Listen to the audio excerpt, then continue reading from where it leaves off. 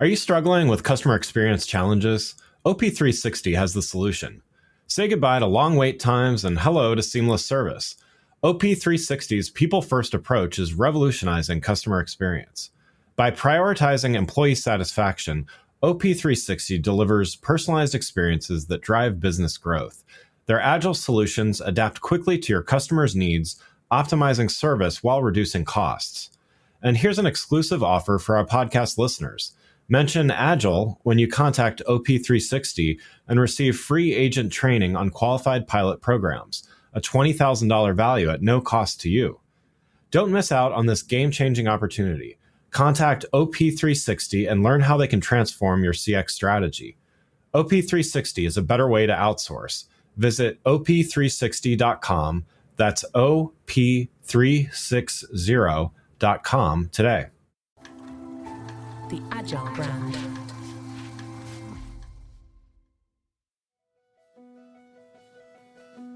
Welcome to Season 6 of the Agile brand, where we discuss marketing technology and customer experience trends, insights, and ideas with enterprise and technology platform leaders. We focus on the people, processes, data, and platforms that make brands successful, scalable, customer-focused, and sustainable. This is what makes an Agile brand. I'm your host, Greg Kihlstrom, advising Fortune 1000 brands on MarTech, marketing operations, and CX, best-selling author and speaker. The Agile Brand Podcast is brought to you by TechSystems, an industry leader in full-stack technology services, talent services, and real-world application. For more information, go to teksystems.com. Now let's get on to the show. We are here at eTail Boston and hearing about all things e-commerce and retail. Today, we're going to talk about the cookie apocalypse that never happened and what Google's decision not to deprecate third-party cookies means for all those marketers preparing their first-party data strategies, as well as those consumers out there that still like their privacy. To help me discuss this topic, I'd like to welcome Jaysen Gillespie, Head of Analytics and Data Science at RTB House. Jaysen, welcome to eTail Boston and welcome back to the show. Well, thank you, Greg. It is great to be here, and I look forward to discussing third-party cookies, everybody's favorite topic right now. I know. As if we weren't sick of talking about it already, we're going to dive in a little bit more here, especially with Google's relatively recent news and stuff. But before we do that, for those that didn't catch you last time you were on the show, why don't you give a little background on yourself and your role at RTB House? Sure. So I am our head of analytics and data science, as you mentioned, and that means I'm heavily involved with understanding the effect of marketing and how marketing technologies are changing over time. I do a lot of incrementality tests, for example, and I really focus on what's going to happen as the availability of data as proxied by the deprecation of the third-party cookie rolls out over time. I think this is an extremely exciting time to be in ad tech. I've been in it for about 15 years at some other similar companies, but it's probably never been more fun than right now. Yeah, agreed. So let's dive in here. We'll start with the news that is likely not news to most marketers out there, but still recent enough to be talking about here. Google kind of perpetually delayed deprecating third-party cookies, and then just kind of made an announcement that they're basically abandoning that whole plan together. Used a little softer language than that, but they're essentially the cookie apocalypse is indefinitely postponed. So, first, in hindsight, was this truly a surprise? As somebody that follows this stuff a lot, and do you think that most brands have kind of been met with relief when they heard this? How many truly were ready for the cookie apocalypse in the first place? Yeah, wow. So a lot of great questions there. Let's start with the one where you're asking my opinion, since there's really no way I can give a wrong answer then, which is, were you surprised by this? And it's a little bit of a yes and no, like everything. Are you surprised that the plan to get rid of cookies has changed? Shocked. No one would have ever thought the schedule, the timeline, the mechanism could have changed. Of course, I say that very tongue-in-cheek. It's changed 3, 4, 5, 6 times. I mean, cookies going away is like the Olympics. There's something new every 4 years. So, of course, it's changed. Where the yes part comes in is the exact mechanism by which Google has chosen to execute the change. Now we're talking. This is very interesting, right? What Google has done has said in a blog post of all things with very little additional information, we're going to elevate user choice. We're going to elevate that user choice experience. And we're all just now going to guess what that means. I think the majority of guessers, me included, would say something like, hey, by the way, Chrome users, you can disable third-party cookies right now if you really want to. It's buried away in the settings somewhere. What if we made that setting much more front and center, kind of the way Apple does with ATT or App Tracking Transparency, where you have to opt in to the sharing of your user ID. Apple does it on an app-by-app basis. We don't know if Google would choose to do this on a website-by-website basis, on a blanket basis, offer you both options. We just know that they're going to elevate that choice, which implies they're going to make that choice a lot more visible. They might force that choice. It's not a technical problem, right? If Google wanted to do this a week from now, they could push it out to 3 billion browsers. They're very competent technically. It's a policy problem. It's a problem of what's the way to do this that makes the most sense for users, for advertising, which unlike Apple, they've got to balance sort of their own needs on advertising, for antitrust compliance with the UK CMA and other groups. Google's a bit under the microscope these days, having just been ruled a monopolist in search, going into, I believe, another DOJ trial. They've won some things here and there too, so it's a mixed bag probably. But I think they're looking very carefully at all the angles to this. So was I surprised this changed? Absolutely not. A little bit surprised about the exact mechanism that it changed.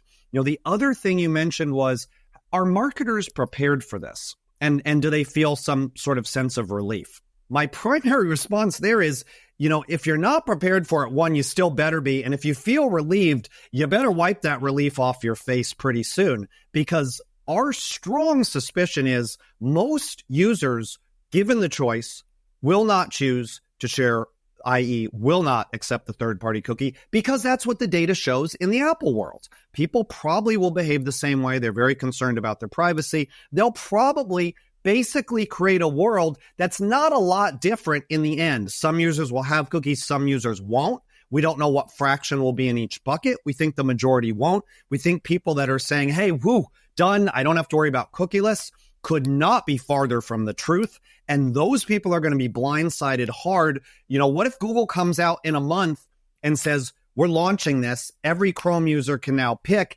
and not only is cookieless coming, but it's coming sooner, not later, sooner than you thought it was. Totally a possibility that you need to be prepared for. Yeah, and that leads into my next question here is, all this time and effort and has been spent on, building first party data strategies and things like that. So, I think you kind of answered this, but just to dive in a little deeper on it, are these brands that have made some pretty big investments in first party data strategies, are they still a step ahead of their competition that may have been lagging? How are there going to be branches in the road that they need to, try to foresee as well? Yeah, it's first party data is never a bad idea. Like there ought to be a t-shirt that we just wear around with that, right? Because data is the new oil, gold, whatever historical comparable you want to push in there, which means your data should be owned, operated, managed, and leveraged to the best of your ability. So the rush to first-party data is long overdue, though I think many companies have actually been there pretty effectively for a while. The reason I think those that haven't dug into first-party data are a little behind is because there was this additional availability of third-party data.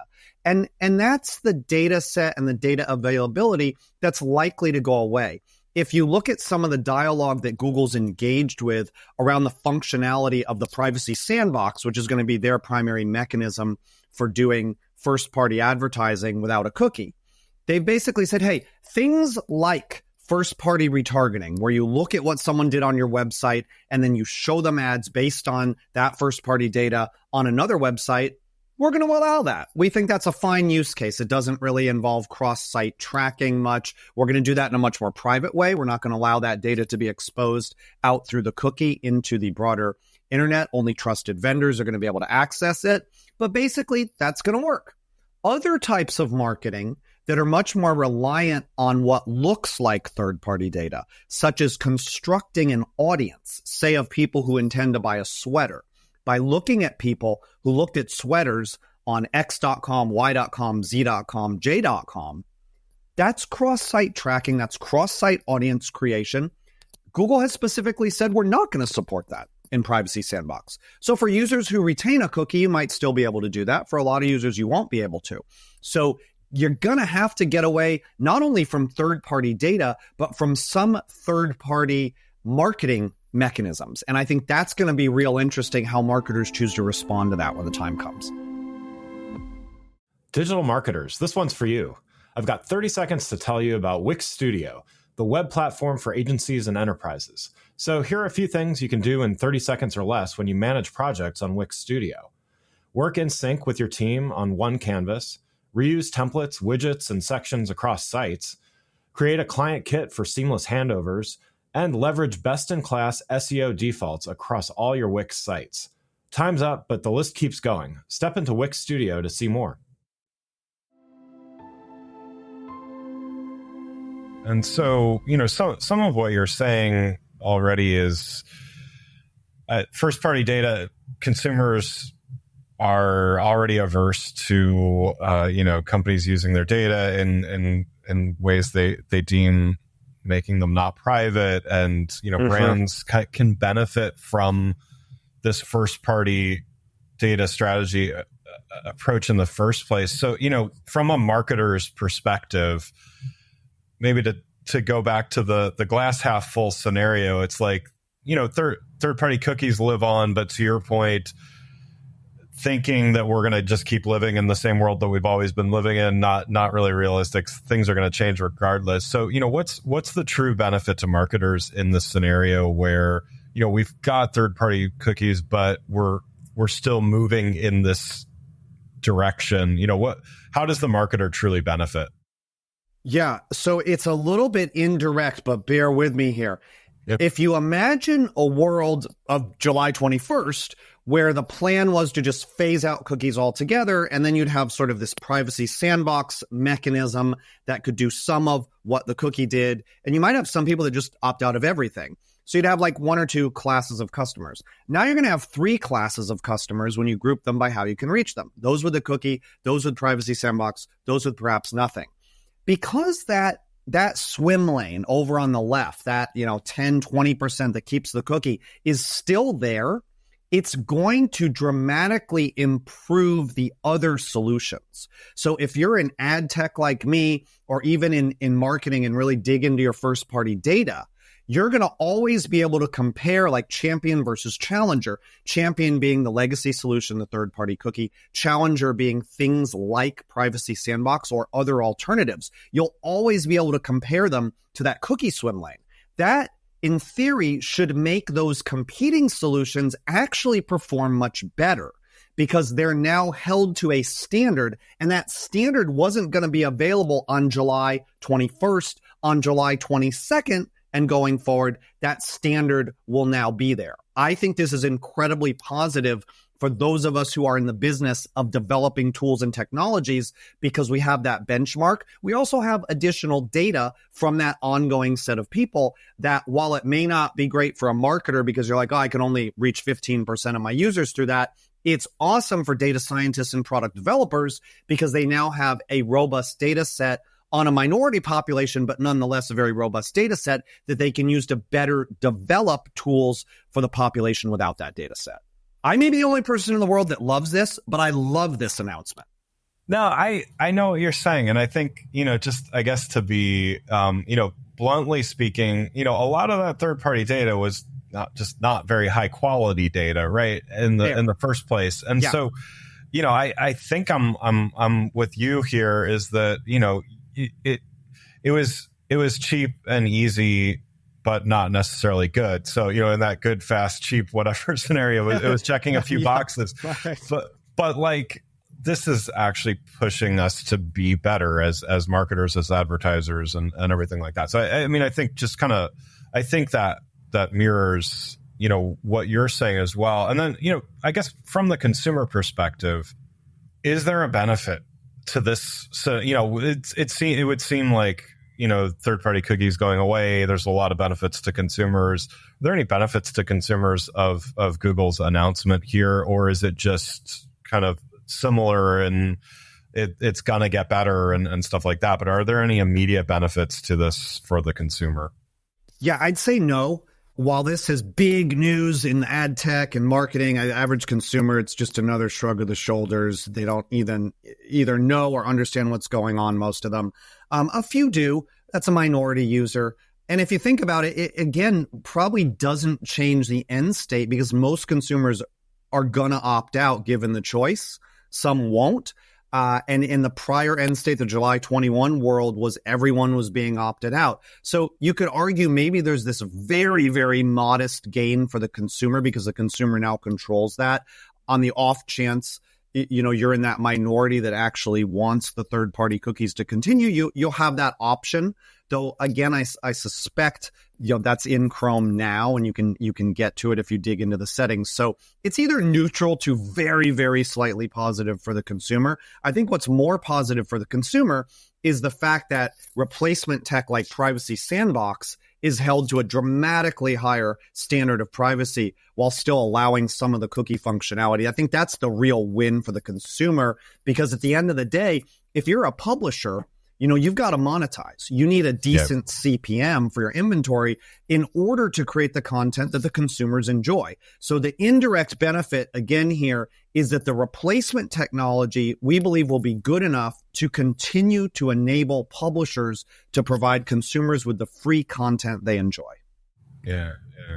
And so a lot of brands, I think, are moving at the channel. I mean, this is not the only thing they do, of course, is worry about third-party cookies or not. So, they're kind of moving at the pace of, okay, well, what do we have to do and by what date? And obviously that was not made very easy by continual pushbacks or anything like that. But, for those brands that want to take a step further and not just kind of follow and do what they absolutely have to do by the last possible day. So let's call them the brands that want to be overachievers.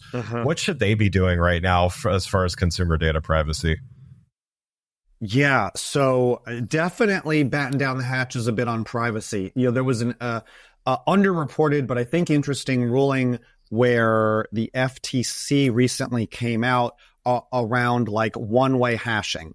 What people often call one-way hashing, which is a way of taking a piece of PII and like a phone number or your email address. And for years, companies have said, well, this is anonymous because you can't undo the hash. Those of us in data science have been saying that's absurd. All I have to do is get a list of all known email addresses or simply make them up. Phone numbers is even easier. Run them through the same algorithm and presto changeo, I get the quote one-way hash. Government tends to lag tech, but has now caught up. In fact, it was just recently, a few weeks ago, the FTC came out and said, hey, hashing doesn't make you anonymous. So they've caught on to this. Well, if hashing doesn't make you anonymous, then the hash of PII, by extension, is PII. Welcome to the CCPA, for those of you in California and other states that regulate PII more severely, and welcome to the GDPR, because once you're in PII, you're subject to a lot more rigorous regulatory regimes around data. So the hashing of things generally doesn't affect a first-party data, because why would you hash your own first-party data? Maybe for some internal security purposes, but there's no fundamental need to do that. It's the hashing of things by third parties that now really has to go under the microscope. I only use this as an example, though, for first party and marketers. The regulatory authorities are continuing to kind of tighten the grips on how you handle data, what you do with data, how you take care of data. You need like a data czar at your company to look at every place that data is used, because data often kind of runs wild on its own at companies that have especially been high growth and maybe haven't got the processes they need in place. Bigger, more established companies usually have some robust sort of data security and protection mechanisms. But if you're not there, I'd encourage you to get there pretty quickly. Yeah. So I want to wrap up by kind of coming back to the question of data quality. And we touched on that from the perspective of a marketer needs to sell widgets and wants to find the best audience, so on and so forth. So, a fairly, let's call it straightforward marketing scenario of, better data is generally going to get them that. And we talked about first party data generally being better and of higher quality. The other component here is, we've got to talk about AI. So we're required in just about every episode here. So let's go there. And, your company, RTB House, does a lot with machine learning, deep learning. I know we talked about that on the last episode you were on, but when we're talking about this idea of data quality, and now it's almost like some brands have a little bit of an out to focus a little less on first party data, maybe for at least for a few months while things sort themselves out a little bit more. Does this start creating this like bigger and bigger gap between the data leaders and data laggards? What's AI's kind of part in the mix here? Okay, great question. Let's first address the gap between data leaders and data laggards. And I hinted at the beginning, but my belief is data laggards on the first party data often fill in that gap with cheap third party data. So the fact that that's going away would imply that the gap would simply widen until those laggards can reach kind of that best in class level that the leaders have on first party data. The second half of your question, I think, is around, well, how does AI affect this? And in a number of ways, there are a lot of cases, like you mentioned, we're a deep learning company. We've been doing this for 10 years before deep learning was hot. It's the underlying neural network technology that powers things like ChatGPT and generative AI in general, like Midjourney and DALL-E. And it's powerful because it doesn't have a lot of the constraints that traditional machine learning approaches has. One of those is it's much easier to handle missing data, incomplete data that's coming in asynchronously at random times in random ways, because a neural network works like your brain. Nobody summarizes everything you saw the last 30 minutes and presents that to you in a data table. Your brain figures it out. It's continuously receiving that visual information, processing it, storing it, filtering it, determining what to hang on to and for how long, and frankly, dismissing the vast majority of it. And that's exactly how deep learning works. And of course, we apply it to make marketing work better, but you could use it in a lot of different ways. And so it's an opportunity to better use first-party data, especially if you're best in class. Even if you were using some third-party data, you might find that, hey, with AI tools, the third-party data doesn't add incremental value. I can dump it. I can dump those relationships. I can dump that cost. I'd rather put that into a data science and data engineering practice in-house, assuming you're large enough, that can really benefit my whole business. Yeah. Well, Jaysen, thanks so much for joining today. And, one last question before we wrap up here. You've given a lot of great advice already, but just to kind of maybe summarize or just give some thoughts, for those companies that maybe they're not on the leader side of things, but trying to figure out, what's a great next step for them to take when, they've made some first party data investments. There's a little bit of uncertainty here as far as, third-party data and cookies and everything. What's something they can do to make the most of those first-party data investments they've already made? Yeah, that's a difficult question to answer because it would really be specific based on, what those investments are. Sure. Is it tracking web behavior in more detail? Is it because they have the most awesome CRM and email system? This is where you probably do need to lean on your vendors who, frankly, are always happy to talk to either a current customer or a prospect about, hey, what data do you have? And how can we do more with it? Maybe it's tightening up some of those integrations. It's asking your vendors, what are you going to do when there is no cookie? Are you in privacy sandbox? How can you integrate my first party data? I think those are some great conversation starters with both who you have a relationship with now and other companies that you might think are best in class out there in the space. Great. Well, again, I'd like to thank Jaysen Gillespie, Head of Analytics and Data Science at RTB House, for joining the show. You can learn more about Jaysen and RTB House by following the links in the show notes. Thanks again for listening to the Agile Brand, brought to you by Tech Systems.